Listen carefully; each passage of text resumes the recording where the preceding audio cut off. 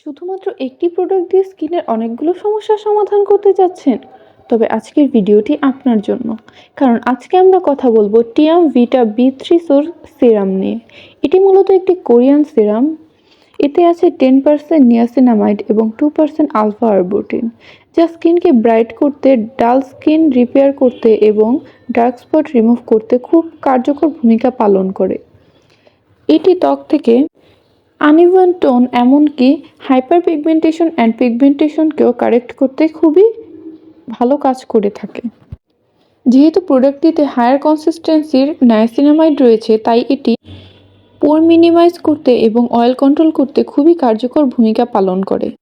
এতে থাকা 2% alpha arbutin স্কিনকে ব্রাইট করতে সাহায্য করে। তবে কয়েক শেড ব্রাইট করবে এমন ধারণাও ভুল। যেহেতু এটি আনইভেন টোন দূর করে, তাই ফুল ফেস যদি একই রকম দেখায়, তবে এমনিতেই স্কিন ব্রাইট এবং হেলদি লাগবে। এটি মূলত একটি কোরিয়ান সেরাম, যা কার্ডবোর্ড প্যাকেজিংয়ের মাধ্যমে আসে।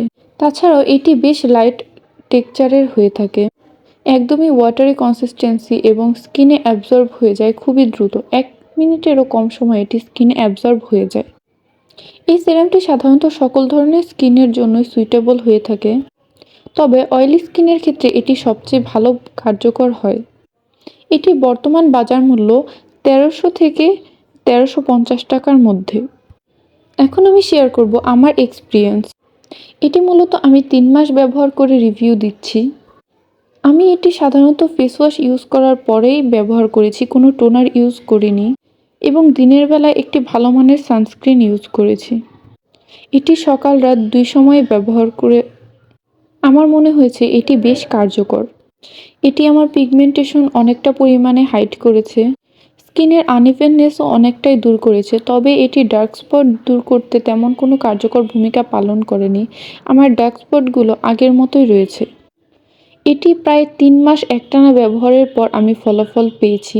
এটি খুব ধীর গতিতে তার পারফরম্যান্স দেখালেও এটি ত্বকে তেমন কোনো পার্শ্ব প্রতিক্রিয়া সৃষ্টি করে না।